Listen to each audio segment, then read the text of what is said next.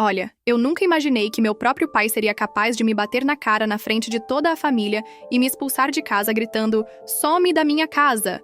Mas o que ele não fazia ideia é que aquela casa nunca foi dele. Na verdade, era minha. E quando descobriu a verdade? Bem, digamos que a vingança que eu preparei foi tão devastadora que destruiu completamente a vida de todos eles. Hoje, enquanto eu vivo numa mansão que comprei com o dinheiro da venda, minha família toda quebrou, perdeu tudo e vive num apartamentinho de 2 quartos. Quer saber como uma única decisão pode virar a mesa completamente? Então fica aí que essa história vai te chocar do início ao fim. Porque às vezes quem planta vento, colhe tempestade. E eles plantaram um furacão. Meu nome é Carla Santos, tenho 28 anos e trabalho como desenvolvedora de sistemas aqui em São Paulo. Sempre fui a ovelha negra da família, sabe? Enquanto minha irmã Bruna, 4 anos mais velha, era tratada como uma princesa, eu era praticamente invisível. Desde pequena, via meus pais, João e Marta, fazendo de tudo pela Bruna. Quando ela fez 18 anos, ganhou um Civic Zero. Quando eu fiz 18, ganhei um parabéns e a sugestão de arrumar um emprego. A Bruna sempre teve tudo de mão beijada. Os pais bancaram a faculdade dela numa particular caríssima. Depois pagaram um MBA que custou uma fortuna. Compraram notebook, celular do ano, roupas de marca. Enquanto isso, eu trabalhava desde os 15 anos para conseguir minhas coisas. Consegui uma bolsa integral na Federal e ainda assim precisava trabalhar meio período para me sustentar. Sabe o que meus pais falavam? A Carla se vira bem sozinha, ela é independente. Traduzindo, eles não queriam gastar comigo. O único refúgio que eu tinha eram meus avós maternos, Dona Rosa e seu Miguel. Eles moravam numa casa linda na Vila Madalena, que o vovô comprou nos anos 80, quando o bairro ainda não era valorizado. Toda vez que eu me sentia rejeitada pela família, corria para a casa deles. A vovó Rosa fazia aquele bolo de chocolate que eu amava, e o vovô Miguel me ensinava a mexer no jardim. Eles eram os únicos que realmente me viam, me ouviam, me valorizavam. Quando a Bruna abriu uma empresa de marketing digital, adivinha quem bancou? Isso mesmo, nossos pais. Venderam o carro da minha mãe, pegaram empréstimo, fizeram de tudo para dar o capital inicial para a princesinha. E quando eu precisei de ajuda para comprar meu primeiro computador para trabalhar? Ah, Carla, você sempre dá um jeito. Mas o que eles não sabiam é que meus avós estavam observando tudo isso há anos. E quando eles morreram, há 6 meses, deixaram uma surpresa que ninguém esperava. Uma surpresa que mudaria tudo. Porque às vezes, quem menos você espera é quem mais te ama de verdade. E essa lição, minha família ia aprender da pior forma possível. Quando meus avós morreram com 1 semana de diferença um do outro, o vovô Miguel de infarto e a vovó Rosa de desgosto, como ela sempre dizia que ia acontecer, meu mundo desabou. Eles eram minha base, meu porto seguro. No velório, enquanto eu chorava de verdade, vi minha família toda preocupada com uma coisa só: a herança. A leitura do testamento foi uma bomba. Meus avós deixaram a casa da Vila Madalena inteirinha para mim. Só para mim. Meus pais ficaram em choque. A Bruna ficou vermelha de raiva, mas eu fiquei emocionada. Era como se meus avós estivessem me abraçando uma última vez, me mostrando que eu sempre fui especial para eles. Mas aí começou o drama. A empresa da Bruna estava indo mal, meus pais tinham se endividado para bancar ela, e de repente eles estavam com problemas financeiros sérios. E adivinha qual foi a solução que encontraram? Isso mesmo, se mudar para a casa dos meus avós temporariamente. É só até a gente se reorganizar, Carla, disse minha mãe com aquela carinha de coitada. A casa tá vazia mesmo, e vocês são família. Meu pai completou. Você nem mora lá, que diferença faz? E a Bruna? Ela simplesmente disse. Óbvio que vamos ficar lá. A casa é grande demais para ficar vazia. Eu deixei porque no fundo ainda tinha a esperança de que eles me valorizassem. Que finalmente vissem que eu era importante. Que boba, né? Eles se instalaram lá como se fossem os donos. Mudaram móveis de lugar, mexeram no jardim que o vovô cuidava com tanto carinho, transformaram o escritório dele em quarto da Bruna. Depois de 3 meses vendo eles se apropriarem da casa dos meus avós, resolvi fazer um almoço especial no meu apartamento. Queria conversar sobre prazos, sobre quando eles iam sair, sobre respeito. Liguei para minha mãe toda animada. Mãe, vou fazer aquele frango assado que vocês gostam. Domingo às 13h no meu apartamento. O silêncio do outro lado da linha já deveria ter me alertado. Tá bom, Carla, a gente vai. Mas o tom dela era estranho. Como se ela soubesse de algo que eu não sabia. como se eles já tivessem planejado alguma coisa. E realmente tinham planejado. Só que não era o que eu esperava. Domingo chegou e eu estava ansiosa. Passei a manhã toda cozinhando, arrumando a mesa, preparando tudo com carinho. Queria que fosse um almoço especial, uma conversa civilizada sobre a situação da casa. Que inocente eu era. Quando eles chegaram, já senti o clima pesado. Meu pai entrou sem nem me cumprimentar direito. A Bruna veio com uma cara de poucos amigos e minha mãe, ela evitava meu olhar. Sentamos para comer e o silêncio era constrangedor. Eu tentava puxar assunto, mas as respostas eram secas, monossilábicas. Foi quando eu respirei fundo e falei: gente, preciso conversar com vocês sobre a casa. Já faz 3 meses e... Nem terminei a frase. Meu pai bateu o punho na mesa, fazendo os pratos pularem. Ah, então é isso? Você quer nos expulsar? Ele gritou. Sua família tá passando dificuldade e você pensando só em você mesma. A Bruna se levantou da cadeira, apontando o dedo na minha cara. Você é uma egoísta, Carla. Eu tenho 2 filhos, preciso de espaço. Você mora sozinha nesse apartamentinho, não precisa de casa grande. Bruna, calma, vamos conversar. Tentei falar, mas ela me interrompeu. Conversar o quê? Você vai dividir essa herança comigo, sim. Metade é meu direito, somos irmãs. Ela berrou.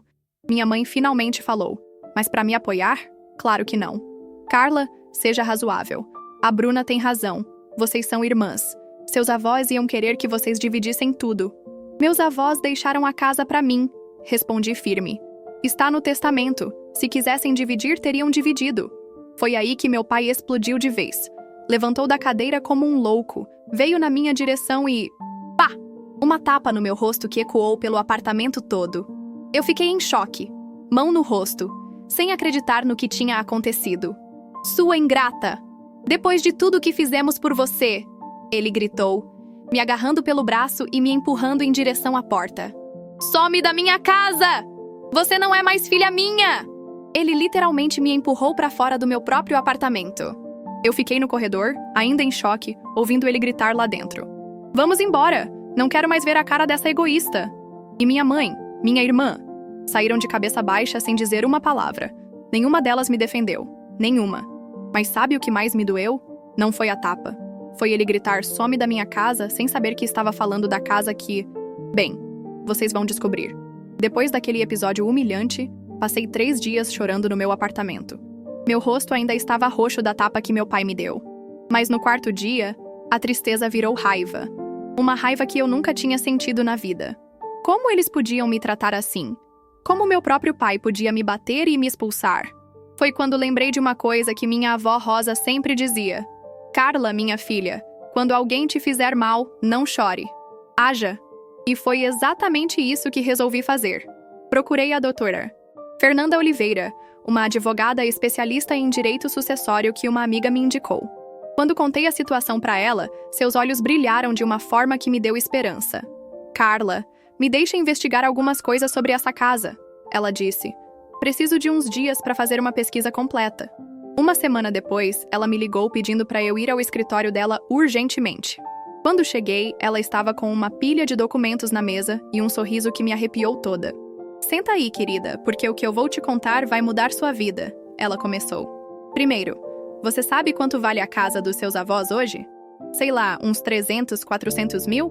Respondi. Ela riu. Carla, aquela casa na Vila Madalena vale 1.200.000 reais. O bairro valorizou absurdamente nos últimos anos. Minha mandíbula caiu. Mais de 1 milhão? Eu era milionária e nem sabia? Mas espera, que tem mais. Ela continuou, e o tom dela ficou sério. Sua família está morando ilegalmente nessa casa. Eles não têm autorização formal sua, não pagam aluguel, não têm contrato. Tecnicamente, é invasão de propriedade. Como assim invasão? Perguntei confusa. Simples. Você é a única dona. Eles estão lá sem sua permissão legal. Posso entrar com uma ação de reintegração de posse e tirá-los de lá em 48 horas. Mas aí ela me mostrou algo que me deixou ainda mais chocada. Tinha contratado um investigador particular para descobrir mais sobre a situação financeira da minha família. E o que descobrimos foi devastador. Carla, eles estão planejando te forçar a assinar uma escritura de doação de 50% da casa para sua irmã. Já procuraram advogado? Já tem os papéis prontos. Eles acham que você vai ceder à pressão familiar.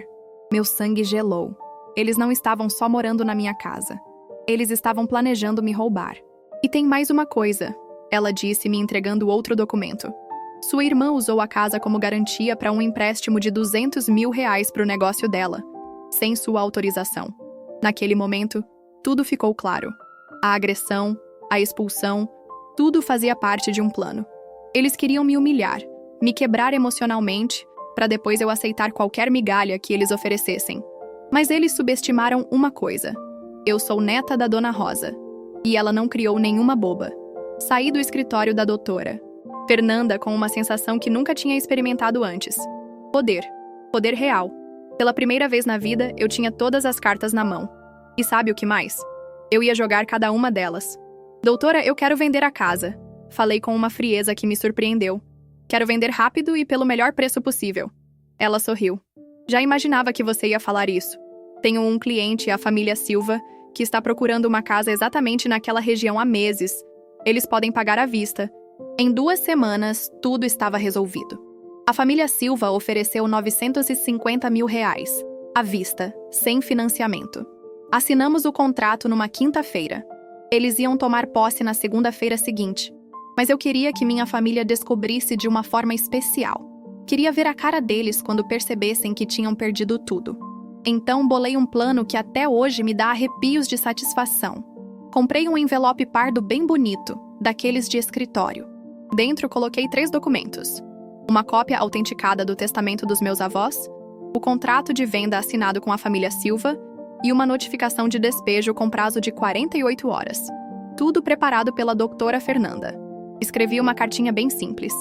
Querida família, como vocês sempre deixaram claro que eu me viro bem sozinha, resolvi me virar mais uma vez. A casa foi vendida. Vocês têm 48 horas para sair. A egoísta da Carla. Sexta-feira, 18 horas em ponto, toquei a campainha da casa dos meus avós. Meu pai abriu a porta e, quando me viu, fez uma cara de nojo. O que você quer aqui? Não falei para você sumir? Oi, pai, vim trazer um presente para vocês.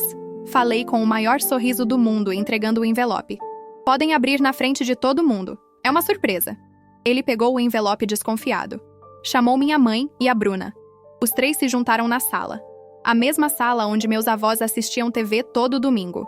Quando meu pai abriu o envelope e começou a ler, a cor sumiu do rosto dele. Minha mãe pegou o testamento e começou a tremer. A Bruna leu o contrato de venda e gritou. Isso não pode ser verdade. Ah, mas é verdadinha, respondi, ainda sorrindo. A casa foi vendida hoje de manhã. Os novos donos tomam posse segunda-feira. Vocês têm até domingo à noite para fazer a mudança. Meu pai ficou vermelho, as veias do pescoço saltando. Você não pode fazer isso! Somos sua família! Família? Ri alto. Família não bate na cara e expulsa de casa. Família não rouba herança.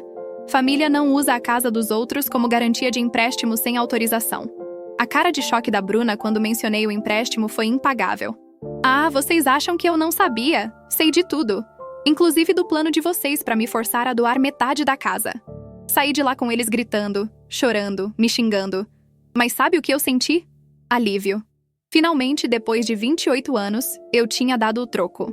O que aconteceu depois foi melhor do que qualquer filme de vingança que eu já tinha assistido. Na segunda-feira de manhã, a família Silva chegou com o caminhão de mudança exatamente às 8 horas. Eu estava lá, junto com a doutora Fernanda e um oficial de justiça, só para garantir que tudo correria dentro da lei. Minha família ainda estava tentando fazer as malas desesperadamente. Minha mãe chorava enquanto jogava roupas em sacolas plásticas. Meu pai xingava todo mundo. E a Bruna estava tendo um ataque de nervos, gritando que aquilo era ilegal, que ela ia me processar. Podem processar à vontade, falei calmamente. Mas saiam da minha casa. Ops, perdão. Da casa da família Silva agora. Eles tiveram que sair com a roupa do corpo, praticamente. E aí começou o show de horrores que eu nunca imaginei que fosse presenciar. Meu celular não parava de tocar. Primeiro foram 10 ligações da minha mãe, depois 20. No final do dia, eram 67 ligações perdidas só dela. Meu pai mandava áudios de 5 minutos me xingando, me chamando de todos os nomes possíveis. A Bruna criou perfis falsos no Instagram para me mandar mensagens de ódio. Mas eu respondia tudo com a mesma frase. Sumam da minha vida. 4 palavras. Só isso. O que eles não sabiam é que eu tinha contratado o mesmo investigador particular para acompanhar a situação deles. E cara, foi de doer o coração, de tanto rir. A empresa da Bruna, que já estava mal, faliu completamente em 2 semanas. O empréstimo de 200 mil que ela tinha feito usando minha casa como garantia virou uma dívida impagável. Ela perdeu o carro, o apartamento que alugava, tudo. Acabou tendo que voltar para a casa dos meus pais. Mas aí que tá. Meus pais também estavam quebrados. Eles tinham usado a casa própria como garantia para bancar os negócios da Bruna. Com a falência dela, perderam tudo também. Tiveram que vender a casa deles por uma ninharia para quitar as dívidas. Em 3 meses, toda a minha família estava morando num apartamento de 2 quartos num bairro bem afastado. Meu pai, que sempre se achou o rei da cocada, estava trabalhando como motorista de Uber. Minha mãe, que nunca tinha trabalhado na vida, virou faxineira. E a princesinha Bruna? Estava trabalhando como atendente numa lanchonete do shopping, ganhando o salário mínimo. O isolamento social foi a cereja do bolo. Quando a história se espalhou, porque em família todo mundo fala, eles viraram pária. Os amigos sumiram, os parentes cortaram contato. Afinal, quem quer se associar com gente que rouba herança e bate em filha? Eu acompanhava tudo pelos stories das redes sociais dos conhecidos em comum. Via as fotos deles no apartamentinho apertado, as caras de desespero, a Bruna reclamando da vida nos posts. E sabe qual era o melhor de tudo? Eles tinham criado aquela situação toda sozinhos. Eu só tinha dado a eles exatamente o que mereciam. Mas a minha vida?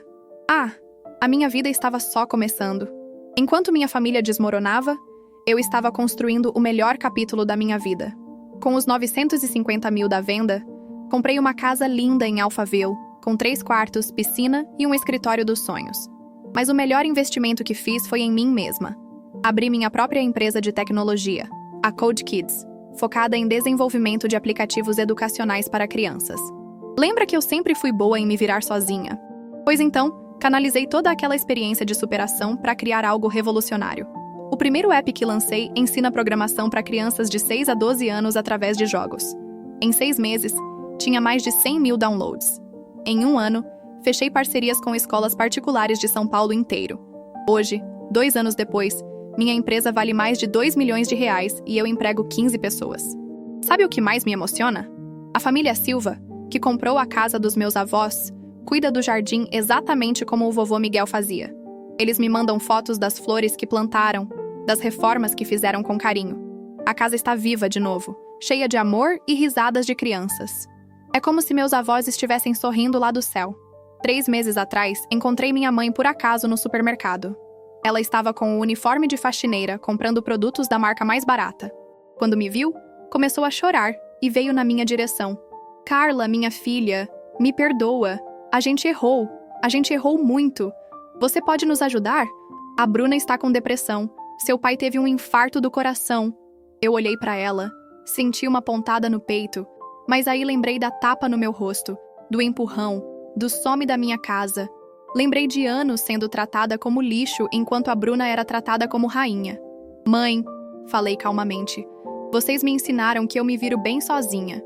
Agora é a vez de vocês aprenderem a se virar. E saí de lá sem olhar para trás. Hoje, aos 30 anos, tenho uma vida que jamais imaginei.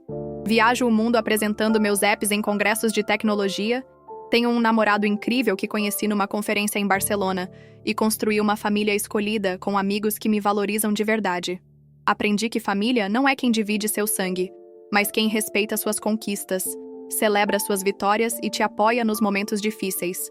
Aprendi que às vezes você precisa cortar pessoas tóxicas da sua vida, mesmo que sejam seus pais. E sabe qual é a melhor parte? Eu durmo em paz todas as noites. Porque quando você age com justiça, quando você só devolve o que recebeu, sua consciência fica tranquila. Eles plantaram desprezo, humilhação e ganância. Colheram exatamente isso de volta. Eu plantei trabalho, dignidade e amor próprio. E hoje colho os frutos de uma vida plena e próspera.